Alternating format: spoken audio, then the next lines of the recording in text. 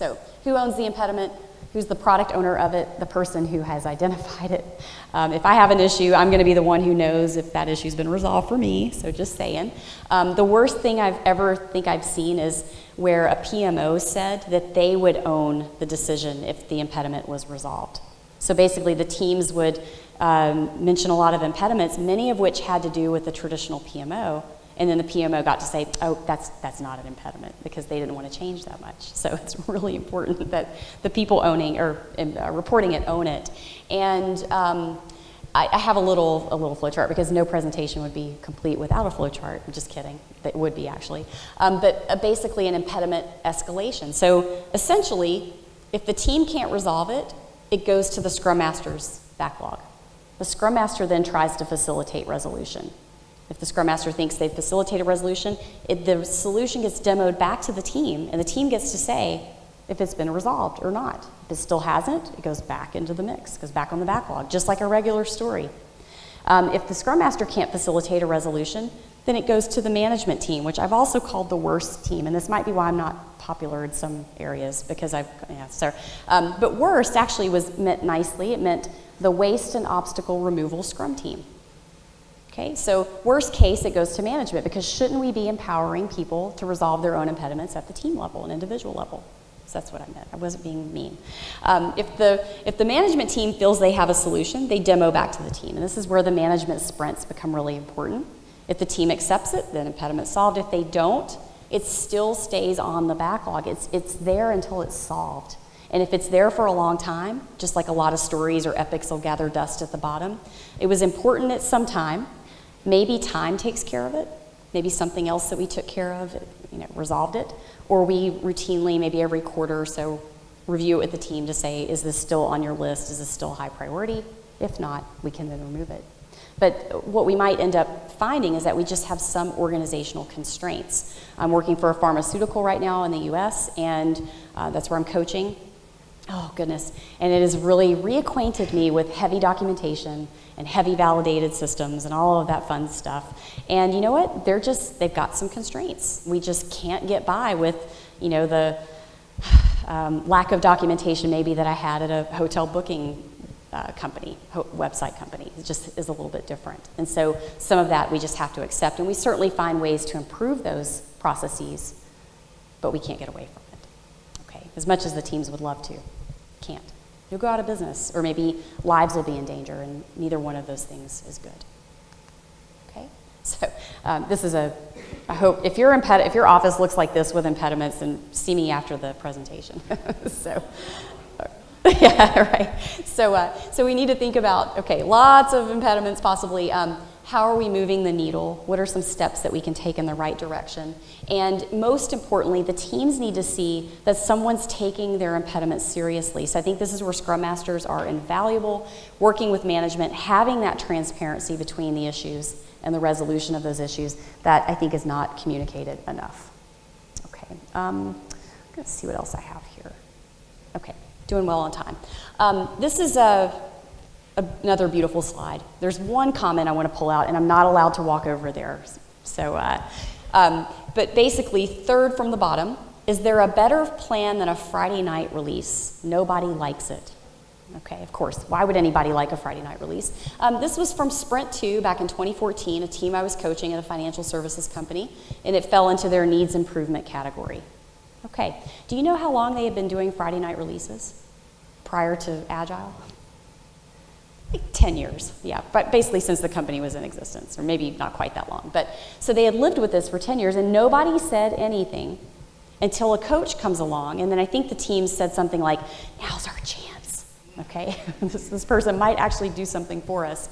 So now it's on my impediment backlog, and I have to do something about it. I can't just delete it. If it's a sticky note, I can't just wad it up and throw it away. It's not my impediment.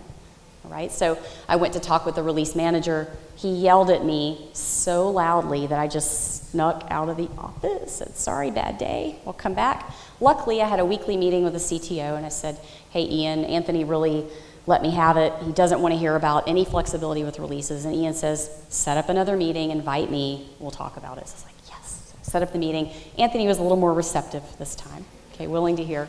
And it turns out several of the teams several of the teams were actually a little upset with this. They had families, they wanted to see their families, and what worked 10 years ago for them as college interns didn't work so much anymore. And it was creating a morale issue.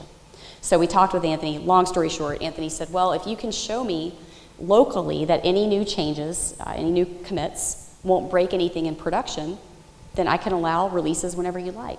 So it took us 2 or 3 months. We had to mirror production. We had to get all the data, show that we could do commits locally in this sort of mirrored production environment, make sure there were no breaks. And once we did that, we had flexibility.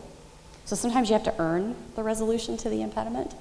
And sometimes as a Scrum Master, you have to be courageous even in the face of people who may not really want to change. Change is hard and it takes energy. We're creatures of habit and we like homeostasis. We don't like to change. So understanding this, I'm sure you guys all do, and understanding that these impediments and ideas may go against our culture and who we are as humans, I think it takes some being delicate sometimes. So find an advocate. If you're a Scrum Master coach and you need help, find that person who can help you. Every organization understands that they have issues and they understand what blocks them. Every class I do, I start off, or I used to, I do it a little differently now, but why would we want to change? So why are we moving to Agile, so to speak? And then what blocks us? It's a confusion, lack of roles, blah, blah, blah. And it's the same set of responses everywhere, but I still ask the question because every now and then you get something new, and it's important to let people vocalize this. And I was reading a book over the winter, and it all became clearer to me, but through a different perspective. I read a book called An Immunity to Change. And if you haven't, weird. Oh my God, it's my clone over there. All right. So basically, An Immunity to Change is written by 2 brain scientists. That's the buzzword of the day now, evidently. But they really did. They studied brains in humans for 20, 30 years. And they drew some interesting conclusions. And some of this sort of answers why we have a hard time changing. So there are 3 categories up here. And these categories are the adult brain stages. So it used to be 20, 30 years ago, people thought our brains stopped growing around the age of 18, some of us 25, okay, but sometime in our youth. But actually what these 2 guys found out is that our brains continue to advance and become more complex even into adulthood. And there are 3 categories, going from least complex to most complex. The least complex is the social mind. In other words, I'm going to say and do the things that I think you all want to hear and the things that you all want to see me do. So I'm going to change my actions and behavior to fit a group's expectations. All right? The self-authoring mind is a little more complex. It's still very much me-centric, but it'll take in alternative viewpoints. It'll take in a different way of thinking, but probably will still choose the information that fits the personal narrative. It's a little more open-minded, but not quite. The self-transforming mind, 1% of us, all right, is the person who's completely fine with any opposing viewpoint, completely fine with any feedback, is the self-actualizing sort. Maybe a little annoying, actually. No, I'm kidding. But really okay with allowing someone else to be the boss, allowing someone else to lead. In fact, Agile and Scrum in particular says we should all be self-organizing, empowered people that work together. It's assuming that we're all in a self-transforming mind, okay? It's easier said than done because we all have stuff, all right? Now, did you notice that the numbers don't quite add up to 100%? Okay, that's because 6% of us are still in the adolescent, the latter stage of the adolescent mindset, okay? And the authors go on to say that all of us categorically place ourselves one category higher than what we really are. Looking at you. Okay, I'm kidding. And myself included. So basically, when we think about change and empowering teams, we can empower people all day long. All day long. You're empowered. Go do it. Go do it. Until they take personal responsibility to understand feedback and to seek that and to realize that maybe they have their own perceptions on that feedback and to become more objective, right, and okay with it. How much are things really going to change? So this idea of impediments then, objectively identifying them, objectively trying to fight through them, so to speak, and change the organization, changing people, changing teams, and inspiring them to change, really fights our prevailing mindset. So how does an organization adapt it adapts its complexity of mind. It grows its collective complexity of mind. So if you haven't read this book, it's fascinating, especially if you're into the organizational and change management side of things. Really kind of changed my life over this winter. I think I was late to the party. It's a few years old. Okay. All right. So I used to have a fear of hurdles, but I got over it. Sorry, I have really bad puns. It's a bad habit. A couple more ideas. Everybody may be familiar with Maslow's pyramid of needs, hierarchy of needs. Physiological, safety, love, belonging, esteem, self-actualization. Self-actualization is actually that furthest right state of mind, this idea that we can be comfortable in any scenario, comfortable with criticism, comfortable with alternate feedback, or maybe opposing feedback. There's a corresponding feararchy that I dug up by Carl Albrecht. And what's interesting is that our fears, not surprisingly, layer one-to-one to Maslow's hierarchy of needs. So when we think about self-actualization, people are most afraid of ego death. In fact, a study showed, maybe it was a US-based, I have to find out, recent study showed that 60% of people are more afraid of talking in front of other people than death.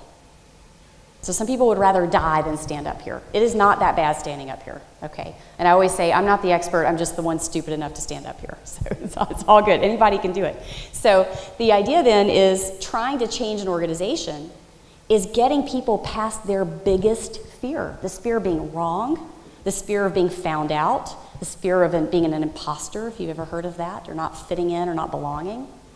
We're going against people's natural tendencies. And all of a sudden we hire 15 coaches and just expect that things are going to change. It doesn't work like that. I think coaches can be very helpful, but we have to understand what we're dealing with. This is a psychological game.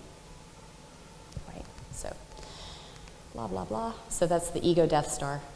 So, all right. So I say, and this might be putting myself out of a job one day, but the world will be a much better place. The sooner an organization can turn its culture toward advancing a more complex state of mind and to resolving its own impediments, the sooner you can stop hiring expensive consultants. Now, we'll talk about our alternate strategy after the meeting. I'm just kidding. Our next phase, right? But really, the real Agile superheroes are the people who chip away at this day after day and don't give up. Bide your time, keep a list, talk to people, socialize the ideas, and inspire and influence your teams to be more objective about identifying and helping to remove their impediments.